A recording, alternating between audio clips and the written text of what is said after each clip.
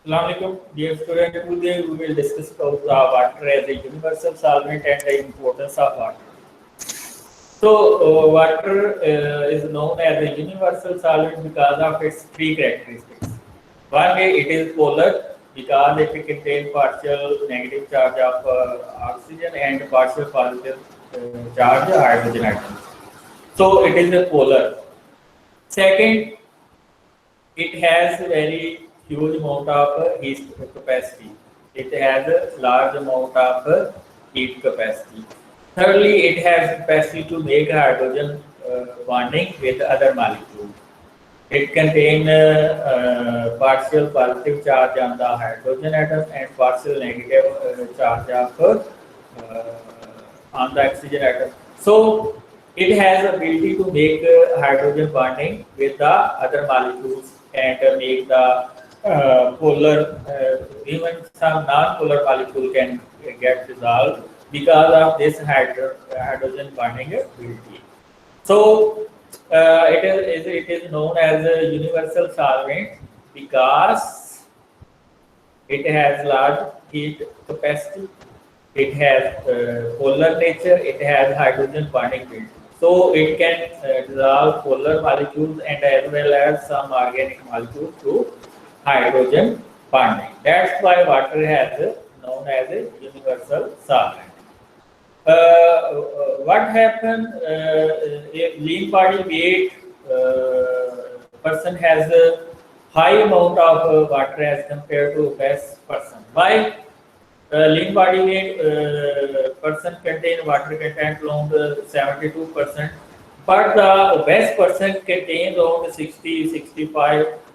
Why this happen? Because obese person contains large amount of fat particles which reduce the amount of water. Newly born baby contain around 75% of water in their body. Women has less content of water due to the presence of large amount of fat in their various parts. So our intracellular water is highest has highest value around 70%, which make around 25 to 30 liter, and our extracellular water is around 30%, which is made 13 to 16 liter. Interstitial water is around 3 to 4 part of extracellular water. Blood plasma contains 3 to 3.5 liter. Lymph contains 1.5 liter, and cellular water is 1.5 liter. So, urinary excretion of water is around 1 liter to 1200 ml per day. Kidney must release 400 to 600 ml of water daily. If this not happen, it will increase the concentration of salt in the urine, and it will increase the specific gravity of urine. Pulmonary loss an average 400 ml per day. Increase in fever due to hyperventilation. Each degree rise in temperature lose additional 100 to 150 ml of water day. Only 1 degree rise in temperature will increase 150 ml of water more per day. Fecal secretion, our stool will secrete around 50 to 200 ml of water per day. From skin, 400 ml per day under all conditions. Sweating will release 11 to 14 liter per day if there is more temperature. Regulation of body water. There are three ways to maintain the water level. One is the thirst, low level of water. One is the thirst, and second is the antidiuretic hormone, and third is the angiotensin 2. Thirst will cause our different sensory center to increase the urge for the drinking. Then antidiuretic hormone will increase the reabsorption of water from your kidneys. Angiotensin 2 will increase the thirst center in your receptor side to increase the thirst level.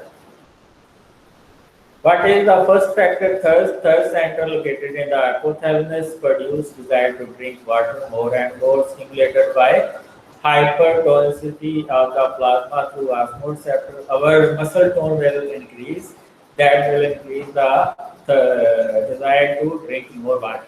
Thus, through stress receptor pulmonary vein and left atrium activated by decreasing plasma volume, hypovolemia will cause the thirst and it will increase the urge of to drink the water. Hypovolemia and hypertonicity, if there is a low level of water in our plasma, it will cause the hypertonicity. That will cause the increased production of antidiuretic hormone which retain more water in the kidney, and there is low glomerular filtration rate. TF rate get increased. So increase angiotensin II level in the kidney stimulate the thirst center.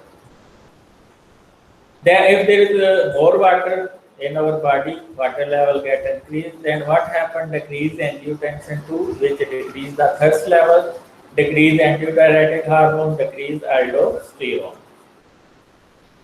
Then water deprivation, effect of water deprivation, decrease in plasma volume, which is cause the hypovolemia, increase in sodium and chloride concentration, hypertonicity.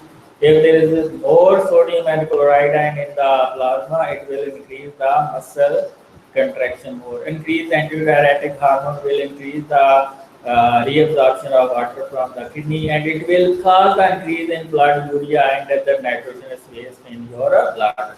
So you will have to take more water. Water shift, if there is decreased level of blood plasma water, then what happens? The water comes from the interstitial fluid which is present from the blood, and interstitial spaces get hypertonic. Then the interstitial spaces get the water from the cell. What happens if you pull your skin in dehydration? It will not come down because of dehydration. Dehydration causes the dryness of mouth, tongue, and general weakness. Oligouria, specific gravity of urine will increase more than 1.040.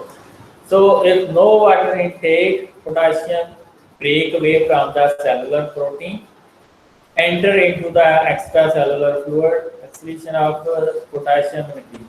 So, if there is no water, dehydration, cell contain less water, what happens? The protein present in the cell gets break and the potassium will come out from the cell, and it will increase the level of potassium in your blood, and potassium get decrease from the cell. What happens if the potassium level decrease? Sodium move into the cell to replace potassium, and it will cause fear effect. What effect? Cellular ionic function get depressed. Or what happened? Right arm collapse, circulation, and renal failure. 20% water loss result in that. Water intoxication, excess water reason. If we take more and more glucose along with fluid intravenously, it will increase the level of intoxication, water intoxication. Then excessive secretion of antidiuretic hormone also increase the level of water. And in diabetes, spontaneously take the injection of ADH to increase the water absorption, and it will also increase the water intoxication. That's all about water. If you have a question, you can ask. Water as a universal solvent and its importance.